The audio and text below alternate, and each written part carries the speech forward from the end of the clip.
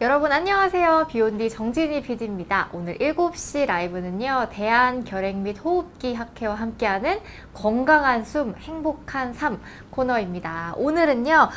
한림대학교 성심병원의 장승훈 교수님을 모셨습니다. 교수님 안녕하세요. 네, 안녕하십니까. 반갑습니다. 네, 교수님 오늘 저희 스튜디오에 처음 와주셨잖아요. 네. 인상이 너무너무 좋으신데요. 저희 시청자분들께 소개와 인사 좀 부탁드리겠습니다. 네. 시청자 여러분 안녕하십니까. 저는 한림대학교 성심병원 호흡기내과에서 근무하는 장승훈이라고 합니다. 대한결핵 및 호흡기 학회, 대한폐암학회, 네. 국립암센터에 있는 여러분들과 함께 국가폐암검진을 세팅을 하고 지금 현재 진행 중에 있는데 한 역할을 해왔습니다. 아, 이게 제가 알기로 2018년인가? 2019년? 2019년 8월부터 국가폐암검진이 시행이 돼서 네. 국민들께서 참여를 하고 계십니다. 아, 이게 그 폐암 검진이 이제 국가 검진에 포함이 돼서 그때부터 되게 네. 조기에 발견이 많이 됐다고 이렇게 얼핏 들은 것 네, 같은데 네. 그거를 이제 초기 세팅해 주시는데 같이 함께 해 주셨다는 거죠. 네, 어떻게 하다 보니 그렇게 네. 되었습니다. 아, 너무 진짜 되게 뜻깊으실 것 같은데요. 오늘 그래서 준비하신 주제가 국가 폐암 검진에 대한 궁금증을 모두 풀어드립니다. 하나에서 10가지 알아보기라는 주제로 준비를 해주셨는데요. 저도 너무너무 기대가 됩니다, 교수님. 벌써부터 많은 분들이 들어와 주셨는데요. 안남주님, 안젤라님, 그 다음에 비건님께서 들어와 주셨습니다. 인상이 너무 좋으시고 목소리도 온화하시다고 이렇게 또 칭찬의 댓글을 주시고 계신데요. 오늘 진짜 궁금증 모두 풀어주신다고 하니까 네. 궁금하신 내용 많이 질문 주시면 제가 잘 전달 드리도록 하겠습니다. 그럼 오늘 어떤 내용을 좀 준비해 주셨는지 간략하게 소개 좀 부탁드릴게요. 네, 국가폐암이라는 질환이 우리 사회에 차지하고 있는 비중, 그다음에 폐암에 걸리셨을 때 예후 이런 것들을 먼저 말씀을 드리고요. 네. 그렇게 예후가 좀 안 좋은 편이거든요. 그렇기 때문에 검진을 통해서 조기에 발견하고자 하는 노력들이 많이 있었고 네. 외국에서는 우리나라보다 더 먼저가 있었고 아. 보통 엑스레이를 촬영을 해서 폐암 검진을 시도를 했었는데 네. 엑스레이만 촬영해서는 검진을 한 분들에게 폐암 사망률을 낮출 수 없다라는 결론이 났기 때문에 그 아. 이후에는 저설량 흉부 CT라는 도구, 진단 도구를 가지고 폐암 검진을 하게 되었고 네. 미국에서 NLST라는 아주 대규모 임상 연구가 진행된 이후에 저설량 흉부 CT로 폐암 사망률을 줄일 수 있다라는 오. 증거가 마련이 되고 그거를 기점으로 우리나라에서도 폐암 검진에 대한 가이드라인을 제작하게 됩니다. 제가 2013년부터 그 작업에 참여를 했었고요. 그래서 2014년도 말에 원고가 탈고가 되고 네. 인쇄본으로 전국 의료기관에 배포가 된 건 2015년도부터입니다. 그 이후에 폐암 검진을 해야 된다라고 가이드라인을 발표를 한 이후에 네. 2017년과 2018년도에 실질적으로 우리 국민들에게 적용을 하였을 때 어떤 결과가 나올지에 대한 시범 사업이 2년간 진행이 되었고요. 네네. 시범 사업에서도 미국 NLST에서의 연구 결과와 거의 유사한 결과를 도출했기 때문에 그렇다면 네. 우리 국민들에게도 이 프로그램을 적용했을 때 폐암 사망률을 줄일 수 있겠다라는 근거를 가지고 2019년도 원래는 1월부터 시작을 하려고 했는데 8월.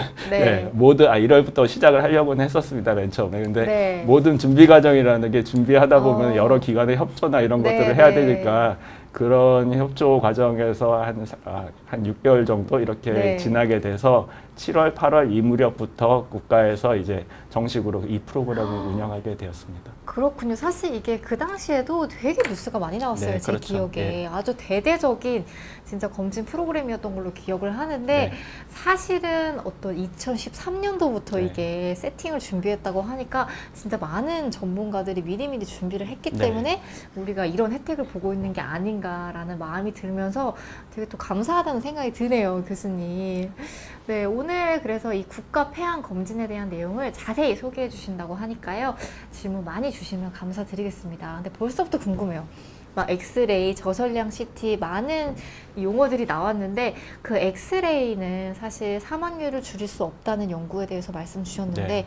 그렇다고 하면 사실 엑스레이로는 좀 정확하게 네. 진단을 하기에는 어려움이 있다. 네. 이렇게 이해를 해도 될까요? 네, 일기폐암을 진단하는데 많은 한계가 있어서요. 왜냐하면은 엑스레이를 찍다 보면 뭐 심장 뒤에, 큰 혈관 뒤에 이렇게 숨겨져 있는 조그만 폐암 아주 초기 단계죠. 네. 이런 것들이 가려져서 잘 관찰이 되지 않거든요. 그거를 이제 CT를 촬영하면 그런 우리가 장벽을 제거할 수가 있으니까 CT에서 조기 진단이 본격적으로 가능하게 된 것이고, 그래서 저설량 흉부 CT를 촬영하면서 폐암 사망률이 감소를 하게 되는 것입니다. 그렇군요. 그럼 저설량이라고 하면요, 좀 피폭량이 적은 건가요? 그렇죠. 예, 그 저설량 보통 우리가 흉부 CT를 일반적으로 촬영을 네. 할 때는 보통 이제 방사선 피폭량을 가지고 20mg 이런 식으로 네. 이야기를 합니다. 보통의 일반적인 CT를 찍을 때 20에서 25 정도의 그 설량이 방사선 설량이 들어가는데요. 저설량 흉부 CT는 CT 촬영하는 기종에 따라 좀 다르긴 합니다만 네. 정의 자체가 3mg 아. 이하의 방사선 노출을 하면서 네. CT를 촬영하는 겁니다. 방사선 피폭량이 적기 때문에 네. 해상도, 우리가 CT를 찍었을 때 엑스레이 해상도는 정식으로 찍는 해상도보다는 약간 떨어지기는 하지만 네. 아주 초기 폐암을 찾아내는 이런 폐결절을 진단하는데, 폐결절을 구분하는 데는 거의 그 장애가 없을 정도로 그걸 찾을 수가 있기 때문에 우리가 굳이 고설량을 줘서 CT를 찍을 필요가 없다. 저설량만 줘도 우리가 원하는 작은 폐결절들을 찾을 수 있다. 이렇게 결론이 되면서 저설량 흉부 CT가 본격적으로 도입이 된 것입니다. 그렇군요. 사실 그 일반적인 흉부 CT보다는 그 피폭량이 피폭량이 훨씬 낮습니다. 낮은데 네. 진단하는 데는 전혀 무리가 없기 네. 때문에 좀 안전하기도 하고 네. 정확한 검진을 위해서도 저설량 CT가 참 좋을 것 같다는 생각이 드네요. 네. 아, 그럼 이렇게 해서 좀 제가 궁금한 내용 몇 가지 여쭤봤는데 본격적으로 준비해 주신 내용을 한번 시작을 해볼까요, 교수님? 네. 네. 먼저 폐암 역학에 대해서 네. 먼저 간단하게 말씀을 드리겠습니다.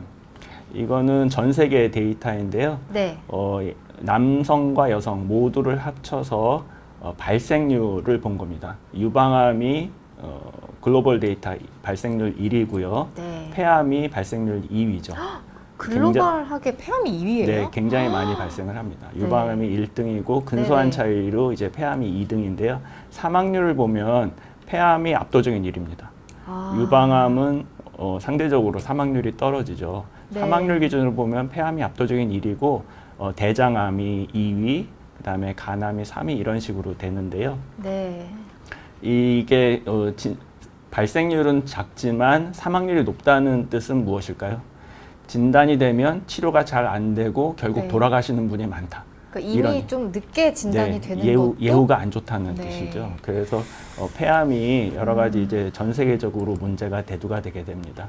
각 나라마다 발생률과 사망률은 조금씩 다른데요. 이 데이터는 나라별로는 아니고 대륙별로 분류가 된 겁니다. 네. 북아메리카, 마이크로네시아, 동아시아 이렇게 돼 있는데 이 파란색이 발생률이고 빨간색 그래프가 사망률입니다. 남자, 여자 이렇게 분류해서 보시면 네. 우리나라는 동아시아 데이터 여기를 따르게 돼 있는데요. 동아시아를 다 통틀어서 했지만 우리나라 데이터도 여기에 거의 유사합니다. 따라서 발생률과 사망률이 전 세계로 적으로 봤을 때 우리나라에서 굉장히 문제가 된다. 이런 것을 아실 수가 있겠습니다. 교수님, 근데 확실히 좀 남성에게 더 많네요. 네, 담배를 많이 피셔서 그러시죠. 네네.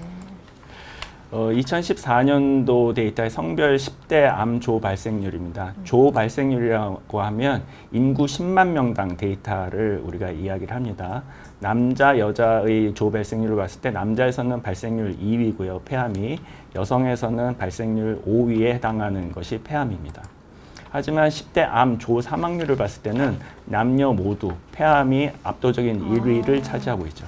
다시 말해서 발생률은 낮지만 사망률이 높다는 것은 그만큼 치명적이다. 한번 네. 걸리면 치명적이다라는 이야기가 되겠습니다. 지금 현재 상태가 그러한데 암의 그 과거에는 어땠는가 보시면요. 2009년과 2019년도를 보면 암 사망률이 많이 증가한 것을 아실 수가 있을 거고요. 여러 가지 다른 사망 원인별 추이를 보더라도 암 사망률이 급속하게 올라가고 있죠. 네. 근데 저거는 현재까지의 데이터이고 앞으로 미래의 데이터, 한 10년쯤 뒤의 데이터를 보면 네, 네. 그 폐암 사망률이 남녀 모두 1위를 차지하고 있는데 네. 더 1위가 이제 확고부동한 압도적인 더 올라가네요. 더 올라가죠. 그래서 폐암이 아. 우리 사회에서 굉장히 중요한 질환으로 이제 자리매김을 하고 있습니다. 그러네요. 여러 가지 암종별로 색깔별로 표현을 했는데요. 네. 이 폐암이 보라색 그래프를 보시면 되겠습니다. 남자, 여자 이렇게 보시면 이 밑에 가로축은 연령대입니다. 연령대에서 10대에서 14세, 뭐 55세에서 59세, 뭐 75세, 79세 이런 식으로 연령대가 이쪽으로 가면은 높아지는 거죠. 나이가 많을수록 모든 암종이 다 발생률이 증가하지만 특히나 이 폐암 같은 경우는 발생률이 다른 암에 비해서 더 빠른 속도로 폭발적으로 증가하는 것을 알 수가 있고요. 네. 여성에게도 마찬가지로 연세가 드시면서 발생률이 빠르게 증가하는 것을 알 수가 있습니다. 네. 연도별 폐암 조 발생률, 인구 10만 명당의 폐암 발생률을 보시면요. 이 빨간색 그래프가 지금 현실의 데이터입니다. 시간이 지날수록 이 1999년도부터 2012년도까지인데 지금도 마찬가지로 계속 증가하고 있는데요. 이 조 발생률은 빠른 속도로 이렇게 증가를 해서 네. 2000년도를 기준으로 했을 때 2004년도가 되면 20%가 상승, 2008년도가 되면 37% 상승, 2012년이 되면 56% 상승, 약 4년마다 20%씩 증가를 하고 있습니다.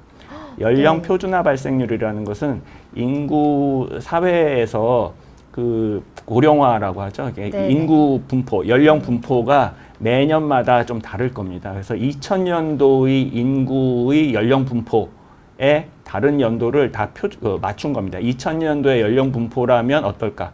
그렇게 해서 계산한 것이 연령 표준화 작업인데요. 연령 표준화를 시켜놓고 조 발생률을 비교해보면 2000년이나 지금이나 발생률 차이가 없습니다. 교수님 그런데요. 네. 그렇게 보면 비슷한데 이 조발생률 자체가 이렇게 연도가 늘어남에 따라 늘어나는 이유가 그게 고령화입니다. 아. 인구 표준화 2000년도하고 2012년도에서 인구 고령화가 진행되면서 결국은 이 발생률이 증가하고 있다는 것입니다. 그렇군요. 예. 자, 폐암 발생의 나이만큼 또 중요하게 작용을 하는 게 흡연, 담배 피우면 폐암 많이 발생하는 게 네. 잘 아시지 않습니까? 그래서 흡연량과 폐암 발생 확률을 그래프로 그려본 것인데요. 네. 흡연량이 증가하면서 폐암 발생 확률도 빠른 속도로 증가하는 것을 알 수 있죠. 담배를 끊으면 폐암을 예방할 수 있다고 하는데요. 네. 현재 흡연자의 폐암 발생 위험도를 1이라고 했을 때 금연 기간이 늘어날수록 폐암 발생률은 점점 줄어듭니다. 그래서 금연 기간이 15년 이상 되시는 분들은 비흡연자 정도의 폐암 발생률인 거죠. 네. 확실히 진짜 담배는 네. 백해무익한 것 같아요, 네. 교수님. 그래서 담배를 많이 필수록 폐암 네. 발생이 늘어나고 네. 담배를 끊는 기간이 길수록 폐암 길수록. 발생률은 줄어들어서 15년 정도가 지나면 네. 담배를 피지 않으신 분들의 폐암 발생률 정도로 위험도가 감소한다라는 것을 보시면 되겠습니다. 교수님 그럼요. 이게 비흡연자랑 흡연자를 비교했을 때 거의 흡연자가 0.1과 1이니까 10배만큼 위험하다 이렇게 이해를 해도 되는 건가요? 그렇죠. 아 진짜 담배는 여러분 되게 안 지금이라도 좋죠? 정말 금연을 시작하셔야 될 것 네, 같아요. 그래서 폐암의 발생 위험 네. 요인이 있는데 제일 중요한 건 이제 흡연이고요. 네. 그 다음에 고령화, 빨간 동그라미로 제가 중요한 거를 표시를 했는데요. 고령화, 담배와 나이 드는 거, 이 두 가지가 제일 중요합니다. 그 그렇군요. 외에도 간접 흡연, 뭐 직업적인 위험력, 그다음에 암 가족력, 라돈가스, 염증성 폐질환, 공해, 방사선 노출 이런 것들이 다 폐암 발생의 위험 요인으로 작용을 합니다. 예전 데이터 한 30년쯤 전을 봐도 보면 네. 과거 흡연자와 현재 흡연자가 전체 폐암에서 차지하는 비율이 거의 한 90% 네. 정도고요. 비흡연자 폐암은 한 10에서 15% 정도밖에 되지 않았는데 네. 최근에는 점점 이 비흡연자 폐암들이 증가를 해서 30%, 어떤 통계에는 뭐 35%까지 이 비흡연자 폐암이 발생하는 것으로 조사가 되고 있습니다. 교수님 저 기사에서 본 것 같은데 네. 요새 그 비흡연자 여성 네. 서남이 네. 많이 증가하고 있다 이런 내용을 본 것 같아요. 그 이유가 도대체 뭘까요? 그거를 현재 상태에서 알면 아. 노벨상을 탈 것 네, 같은데요. 너무 이 진짜 뒤에 안타깝네요. 뒤에 좀 더 얘기가 나올 것 같고요. 네. 암 가족력이 그런 분들은 암 가족력이 네네. 제일 중요하게 작용을 합니다. 그런 그렇군요. 분들에서는요. 지금 또 질문을 주신 분들이 있어서 네. 잠깐 받아보고 갈까요, 네. 교수님? 우선 비건님께서 질문을 주셨습니다. 폐암 자체만 놓고 보면 원발, 전이의 비율이 있는지 그 두 개를 비교했을 때 좀 완치 사망률의 차이가 어느 정도인지 궁금하시다고 질문을 주셨네요. 먼저 여기서 그 정의를 정확하게 말씀을 드리면요. 네. 원발과 폐암은 폐에서 암덩어리가 발견이 되면 이 암이 폐에서 자체적으로 생긴 것인가, 그 다음에 다른데 암이 생긴 것이 폐로 전이된 것인가, 이거를 감별을 합니다.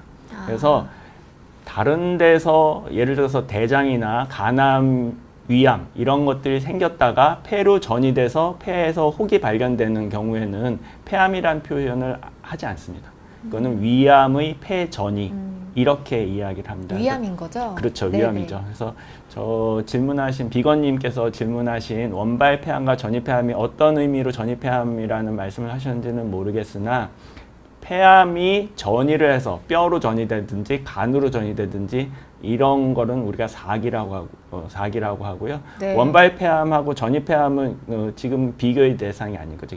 그 폐암이면 1기, 2기, 3기, 4기 그 병기 기수가 나오는데 그거는 제가 강의 중에 몇 장 뒤에 나올 것 같은데요. 다시 말씀을 드리도록 네, 하겠습니다. 조금만 기다려 주시면 네. 좋겠습니다. 이거 저도 궁금한데요, 교수님. 안나제이님께서 질문 주셨습니다. 이게 일반적으로 CT 외에는 폐암에 걸렸는지 알 수 있는 방법이 있는지, 뭐 종양 표지자 피검사 이런 거 많이 하잖아요. 네. 알 수 있는 게 있는지 궁금해요. 현재로서는 저설량 흉부 CT만 폐암 검진의 그래요? 진단법으로 사용하도록 권고되고 있고요. 네네. 혈액 검사 이런 것들은 현재 연구 중에 있는데 가능성이 있는 검사법이긴 하지만 네. 아직은 공식적으로 추천되지는 않습니다.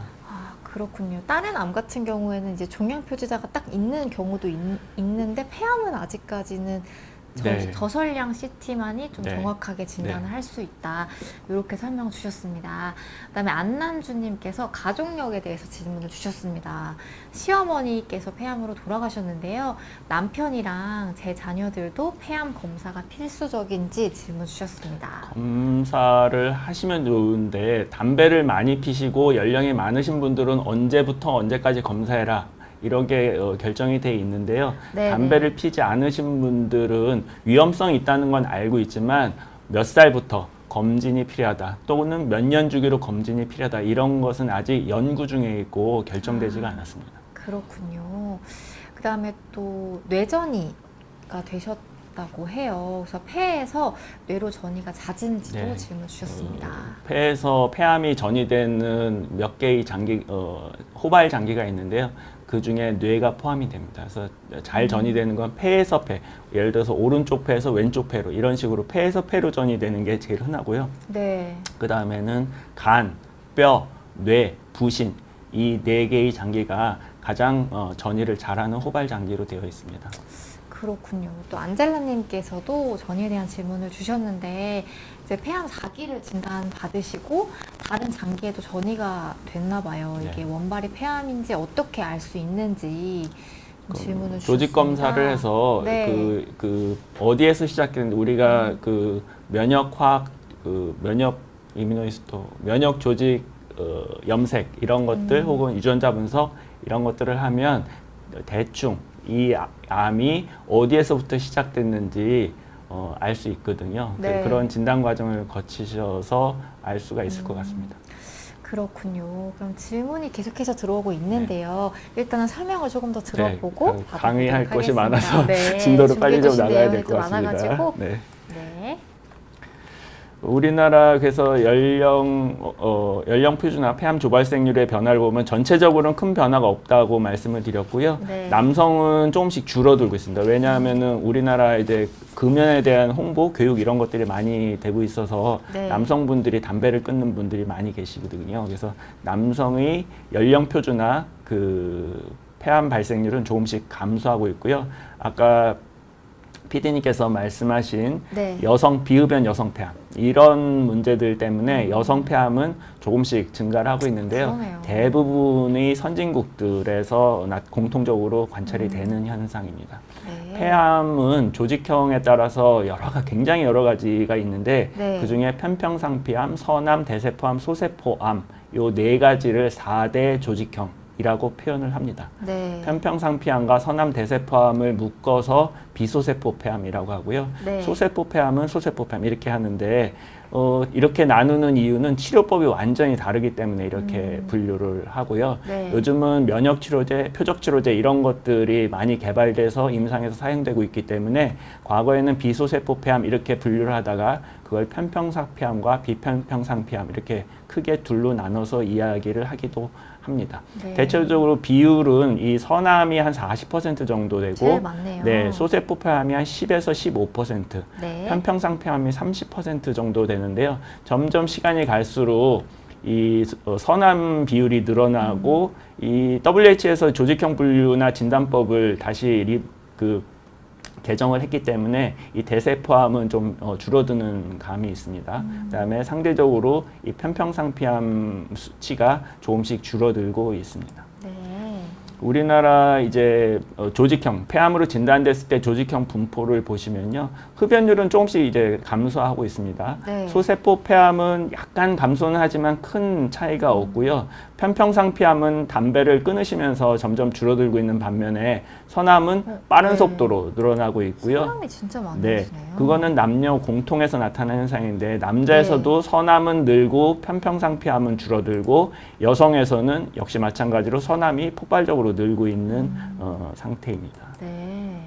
폐암 진단 시 병기 분포 2015년도 건강보험 심사평가원 데이터를 분석한 건데요. 네. 진단 당시에 비소세포 폐암인 경우에는 1기가 한 30%, 2기가 10%, 3기가 20%, 4기 완전히 여기저기 다 퍼져서 치료가 이제 완치가 힘든 4기 상태로 발견되는 게 44%입니다. 가장 높아요. 네. 아. 폐암이라는 게 초기에는 증상이 없기 때문에 환자들이 증상이 생겨서 병원에 오면 이미 다 퍼져서 아무것도 못 해드리겠는데요. 이런 이야기를 의사 선생님들한테 들으시는 거죠. 네. 그래서 아까 폐암의 치명률이 높은 이유가 두 가지 이유가 있는데요. 네. 하나는 몸이 아파서 병원에 오면 이미 다 퍼져서 아무것도 못 해준다. 근치적인 치료가 어렵다. 이렇게 폐암 4기 상태에서 발견되는 경우가 너무 많아서. 두 번째는 연령이 고령화될수록 폐암 발생률이 급속도로 는다고 했는데 네. 병원에 와서 진단을 해보니까 나이가 85세, 90세네요. 네. 그럼 아무것도 못하죠. 너무 연세가 많아. 당장 걸어다니기도 힘드신 분인데 무슨 수술을 하고 무슨 항암 치료를 하겠습니까? 이렇게 너무 고령 환자에서 그다음에 4기 상태에서 발견되기 때문에 폐암의 치명률이 높은 겁니다. 그래서 여기에서부터 이제 폐암 검진의 필요성이 생기는 거죠. 그렇군요. 네. 진단 당시에 4기가 아니라 어떻게 하든지 1기와 2기 상태에서 폐암을 발견하기 위해서 폐암 검진을 해야 되겠다라는 아이디어가 생기기 시작하는 겁니다. 그럼 필요성이 진짜 확실하네요. 네. 그래서 비소세포 폐암 병기에 따른 분류를 보시면요. 이쪽 오른쪽 테이블만 보시죠. 병기가 1A, 2A, EA2, EA, 1A3, 1B, 2A, 2B, 3A, 3B, 3C, 4A, 4B 이런 식으로 병기가 증가할수록 이 중앙생존 기간을 보시는데 네. 예를 들어서 NR이라면 아직 도달하지 못했다. 중앙생존 기간을 계산하지 못할 정도로 오래 살아남으셨다는 겁니다. 중앙생존 기간은 그 상태에서 네. 예를 들어서 그 상태에 있는 환자가 100명이라면 50명이 돌아가시고 50명이 살아남는 그 시점이 중앙생존 기간입니다. 네. 50%의 환자가 살아남는 시간이요. 그래서 2B 상태에서 진단이 되면 50%의 환자가 살아남는 시간을 딱 봤더니 66개월인 거죠. 그래서 3A, 3B 이게 병기가 진행될수록 중앙생존 기간이 급속도로 떨어져서 네. 아까 4기 상태에서 많이 발견된다고 했는데 4기 상태에서 이미 발견되면 중앙생존 기간 50%가 살아남는 시간이 11개월, 6개월밖에 안 되는 겁니다. 네네. 2년 생존율, 5년 생존율 이렇게 보셔도 역시나 쭉 병기가 진행할수록 생존율이 급격히 감소하는 것을 아실 수 있죠. 그래서 5년 생존율 같은 경우에 비교를 해보면 폐암 4기인 경우에는 4A 병기일 때 10%, 4B 병기일 때는 0% 이렇게 굉장히 치명률이 높은 암이죠. 네, 그래서 궁금한 게 생겼는데요. 네. 지금 비소세포 폐암에 대해서 설명을 해주셨는데 요새 선암이 많이 늘어나고 있다고 네. 설명을 주셨잖아요. 이 비소세포 폐암이랑 선암의 예후가 좀 어떻게 다른지 비소세포 궁금해요. 폐암은 선암과 편평상피암이 네. 이게 큰 아. 두 조직형인데 네네. 그 두 개를 합친 겁니다. 아, 편평상피암과 선암의 예후를 비교해 보면 네네. 여러 연구에서 공통적으로 네. 선암의 예후가 편평상피암보다 좋은 것으로 되어 있습니다. 아, 그렇군요. 네. 비소세포 폐암 중에서도 선암은 조금 더 선암은 예후고 좀 낮습니다. 예후가 좋다라고 말씀을 주셨습니다. 아, 확실히 진짜 빨리 진단을 하는 게 더 중요하겠구나라는 게 더욱 체감이 되는데요. 네, 또 계속해서 설명 주실게요. 자, 아까 이 논문 데이터를 보시죠. 2011년도에 논문으로 발표가 됐고요. 그 전에 벌써 한 10년쯤 전부터 미국에서는 이 연구를 시작을 했던 거죠. 그래서 엑스레이만 찍어서 폐암 검진을 한 군과 저설량 흉부 CT를 찍어서 폐암 검진을 한 두 군을 5만 3천 명을 연구에 참여시켰는데요. 네. 한 2만 5천 명, 2만 5천 명을 배정을 하고 비교를 해봤더니 저설량 흉부 CT로 폐암 검진을 했던 분들의 폐암 사망률이 20% 정도 감소한다고 보고를 했습니다. 이게 네. 인류 역사상 폐암 검진이라는 거에서 최초로 폐암 사망률을 줄일 수 있구나라고 발표한 인류 최초의 논문입니다. 최초의 논문. 인류 최초의. 이 전에는 그냥 엑스레이로 검사한 거, 피 검사한 거, 가래 검사한 거 했는데 네. 다 실패했거든요. 아, 유일하게 이 저설량 흉부 CT라는 걸 도입하면서 폐암 네. 사망률을 감소시킬 수 있다라고 보고한 최초의 연구 결과가 되겠습니다. 네. 저것이 미국에서 시행된 연구라면 유럽에서 넬슨 연구라는 것이 또 시행이 됐는데요. 이거는 2020년도에 공식적으로 논문으로 발표가 됐네요.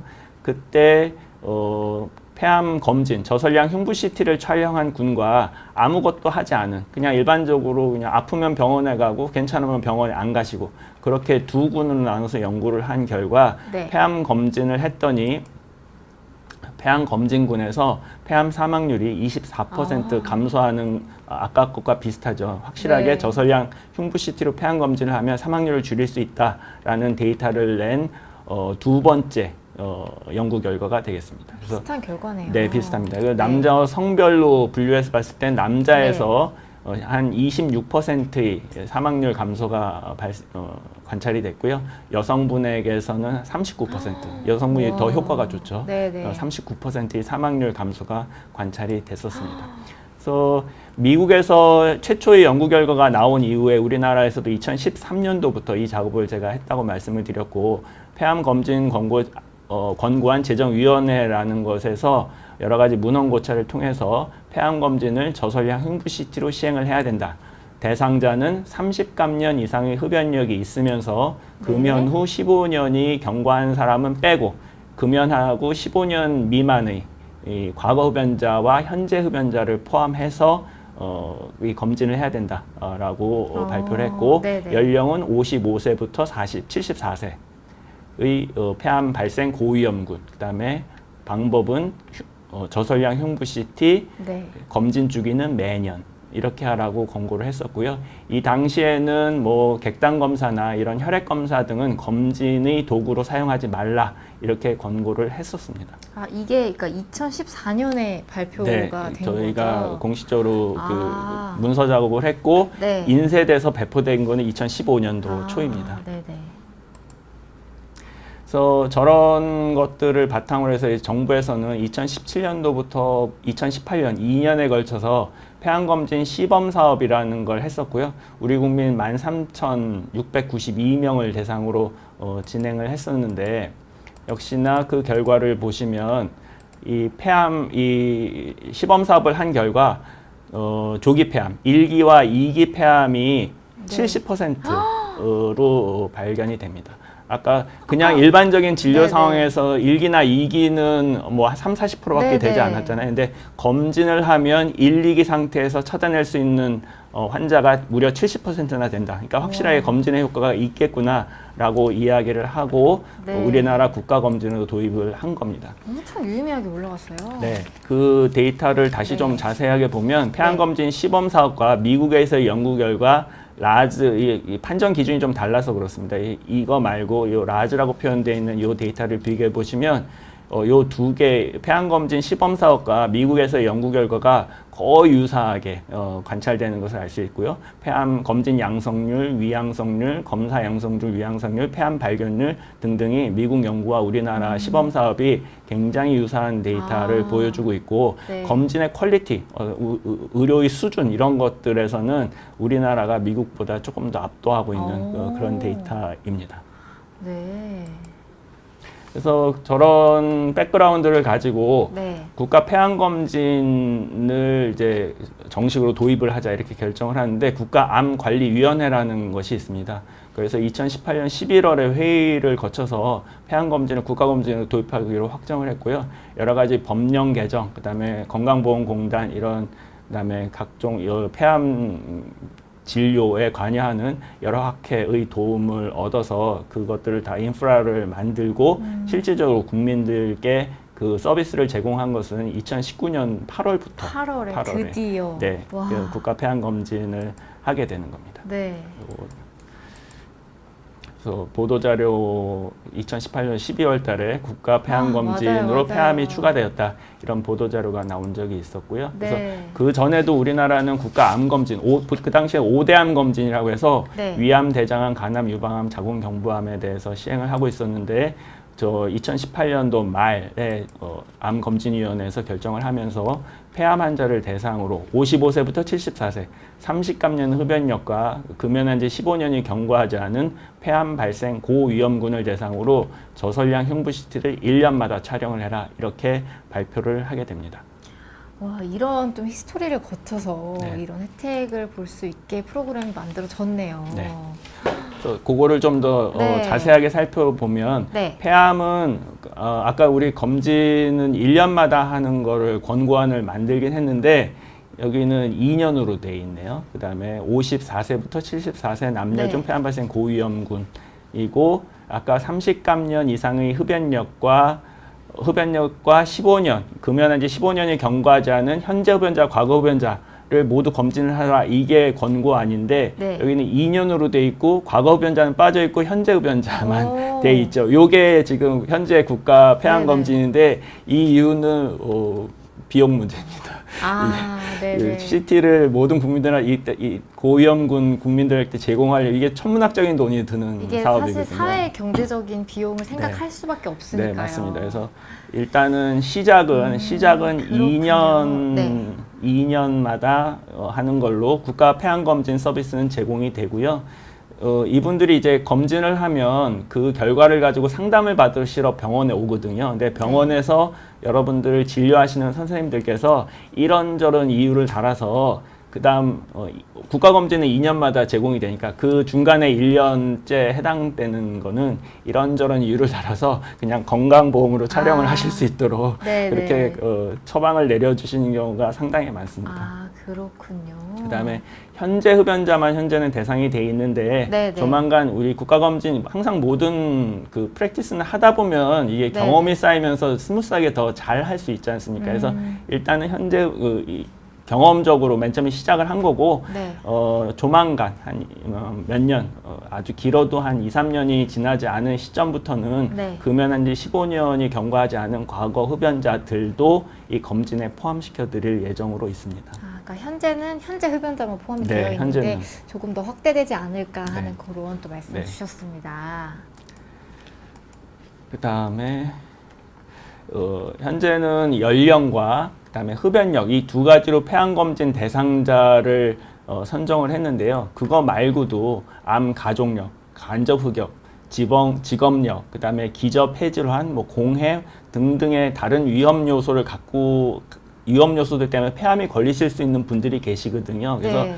폐암 발생 확률이라는 아주 복잡한 이런 공식들을 여러 어. 연구자들이 만들고 있고요. 네네. 현재 우리나라도 이런 폐암 발생 확률을 계속 업데이트 해 가고 있고요. 언젠가 때가 되면 이 폐암 발생 확률 공식을 만든 다음에 이게 진짜로 적합하고 우리 국민들께 적용해도 안전하게 폐암 고위험군을 확실하게 선별해낼 수 있다라고 자신감이 드는 순간에는 연령과 그다음에 흡연력 말고 이 폐암 발생 확률로 계산해서 저런 경우라면 폐암 발생률이 높겠다라고 계산이 되는 분들께는 또 이 국가 폐암 검진을 하실 수 있도록 그 안내가 될 미래의 날이 분명히 올 것입니다. 그러니까 어쨌든 점점 확대를 하기 위해서 네. 이렇게 전문가분들이 많이 노력을 해주고 계시니까 언젠가는 좀 더 많은 분들이 혜택을 보시지 않을까 하는 그런 생각이 드네요. 네. 그래서 요거 좀 중요한데요. 네. 요거 잘 보셔야 됩니다. 현재 대상자는 연령 만으로 54세, 74세, 네. 30감년 이상의 흡연력을 가진 분들이신데요. 이 흡연력을 어떤 식으로 알고 이 건강보험공단에서 국민들 여러분들께 검진받으러 오시라고 이제 편지를 보내시는 거거든요. 우편을 보내시는 건데 건강보험공단은 어떻게 각 국민들의 흡연력을 알 수 있을까? 그게 키포인트입니다.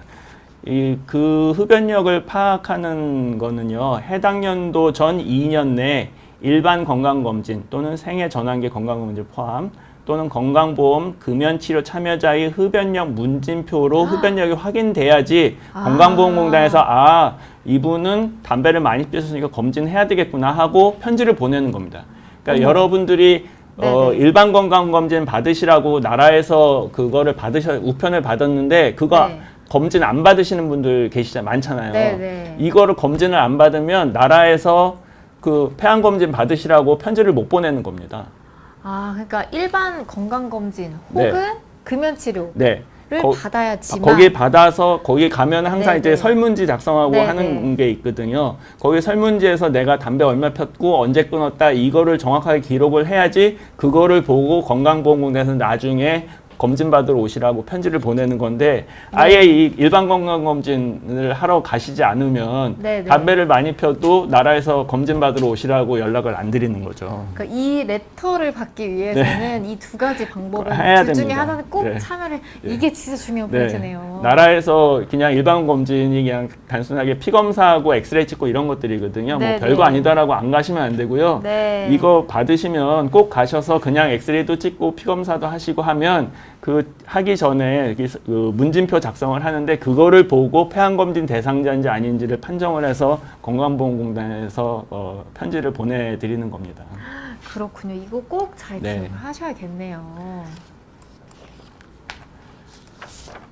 자, 폐결절이라는 말들을 많이 하는데요. 이 폐결절이 어떤 건가 많이 궁금하실 것 같아요. 그래서 네. CT를 찍으면 그 CT를 판독하는 순서가 이렇습니다. 엑스레이는 제일 중요한 게 옛날 거하고 비교해서 변화가 생겼는지를 보는 게 제일 중요한 판독입니다. 네. 변화가 없으면 큰 병이 아닌 거고요. 변화가 있으면 뭔가 새로운 병이 생긴 거죠. 그래서 CT를 찍었을 때 그분한테 물어봐서 옛날에 혹시 찍으셨던 CT가 있으면 가져와 주세요 하고 가져오면 두 개를 비교해서 판정을 하면 그게 제일 정확한 거고요. 결절의 성상, 고형결절, 부분결절, 간유리결절, 흉막 주변결절 이런 식으로 나누는데 이건 나중에 다시 제가 설명을 드릴 거고요. 네. 그 다음에 결절의 크기, 몇 밀리미터냐 혹은 몇 센치냐 이렇게 해야 되는 거고 판정 시기, 발견 시기, 처음 CT 찍자마자 있었던 경우 그다음에 처음에는 뭐 있는 둥 마는 둥 했는데 두 번째 2년 뒤에 찍어봤더니 뭐가 확실하게 커진 경우 그다음에 전에는 없었는데 확실하게 없었는데 다음번 CT 찍을 때는 확실하게 뭔가가 생겼던 경우 이 세 가지로 나눠서 판단을 하게 되고 결절의 성상, 크기, 발견 시기에 따라서 카테고리 1, 2, 3, 4 이런 식으로 나눠서 그 폐암 발생 저것이 폐암일 가능성이 몇 %다 이런 식으로 계산을 하게 됩니다. 제가 예를 보여드리면요. 한 논문에 나왔던 건데 여기 보시면은 이런 거가 여기 벌써 하얀 선들이 좀 보이는데 네. 이 진짜로 간유리 음영은 이 하얀 선도 안 보이고 여기 보이는 뿌연 것들만 보이게 됩니다. 이런 것들이 간유리 음영이고요. 네. 시간이 지날수록 요 하얀 것들이 점점 진해지 네네. 그 다음에 여기 주변에 뿌였던 간유리 음영은 점점 작아지고요. 그래서 시간이 지나면은 간유리 음영은 다 없어지고 이렇게 큰 진한 결절만 발견이 되는데, 여기서 뿌연 것들을 간유리 음영, 뿌연 것과 하얀 진한 거가 섞여 있는 거를 부분 고형 결절, 이 하얀 것만 관찰되는 걸 고형 결절 이렇게 우리가 부릅니다. 그래서 고형 결절, 부분 고혈절, 간유리 결절, 그 다음에 처음에 진단했을 때 크기가 얼마였느냐, 처음 번과 나중 것을 비교했을 때 뭐 변화가 있느냐, 새로 발생했느냐, 크기가 커졌느냐, 이런 것들 3요소를 가지고 이게 범주가 1, 2, 3, 4 이렇게 나누게 되고요. 이 범주 숫자가 높아질수록 이 폐암 발생 확률이 점점 높아지게 됩니다. 그래서 폐암 발생 확률이 높으면은 뭐 1년 뒤에 재검, 뭐 6개월 뒤에 재검, 3개월 뒤에 즉시 정밀 검사 이런 식으로 그 폐암의 그 가능성에 따라서 그 추적 검사나 정밀 검사를 결정을 하게 됩니다. 그러니까 이 기간도 그 다 가이드라인에 따라서 네. 딱딱 나온다는 말씀이시네요. 우리만 하는 게 아니라 전 세계가 다 저런 식으로 다 움직이고 있습니다. 그래서 폐암 검진이 도입이 됐을 때 많은 분들이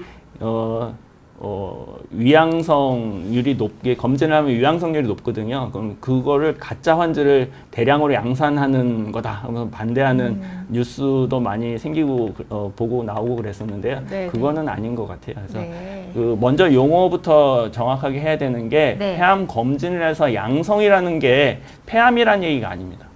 양성이라는 검사를 했더니 양성이라는 것은 그것이 폐암일 가능성이 있으니까 조금 더 면밀하게 조사를 해보자. 이런 의미가 폐암 검진에서의 양성이지 양성이 폐암 환자 이 같은 말이 확진 이런 의미는 절대로 아닙니다. 그다음에 위양성이 또 가짜 환자 이거 절대 아닙니다. 이거 너무 선정적으로 기사를 쓰게 되면 이렇게 표현이 되는데요. 위양성이 가짜 환자가 아닙니다.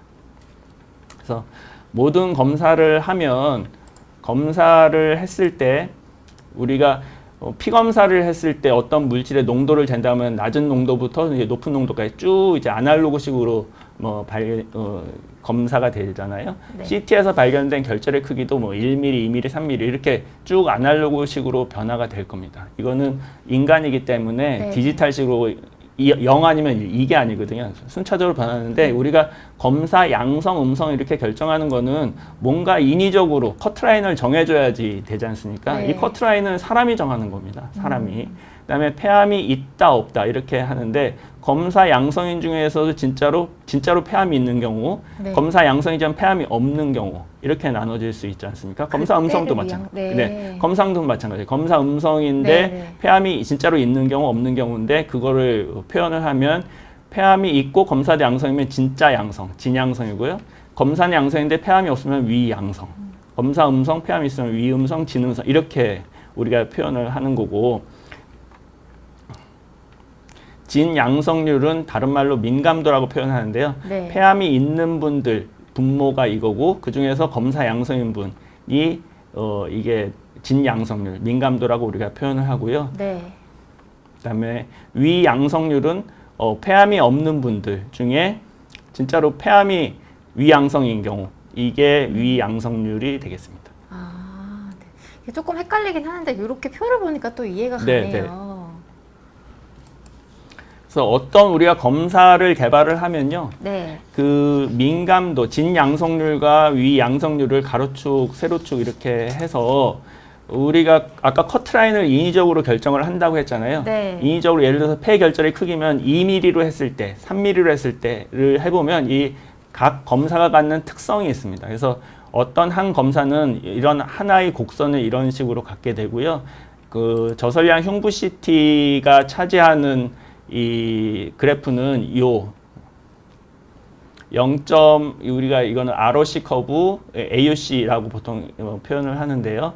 0.8에서 0.9 사이의 값을 갖게 됩니다. 이 저설량 흉부 CT라는 검사의 검사의 성적이요. 근데 우리가 피 검사도 있고 뭐 엑스레이도 있고 뭐 여러 가지 병원에서 쓰는 검사가 있는데 이 AUC 값이 0.7 이상이면 의학적으로 도입할 수 있는 검사다 이렇게 판정을 해요. 뭐 네네. 피 검사도 그렇고 뭐 CT도 그렇고. 근데 이 LDCT는 0.8부터 0.9 사이의 값을 갖기 때문에 오. 검사법으로 굉장히 굿하다. 아. 굉장히 좋은 검사다 이렇게 이야기를 하고요. 네네. 1인 경우 위양성률은 0이고 진양성률이 100인, 1인 그런 검사는 지구상에 없습니다.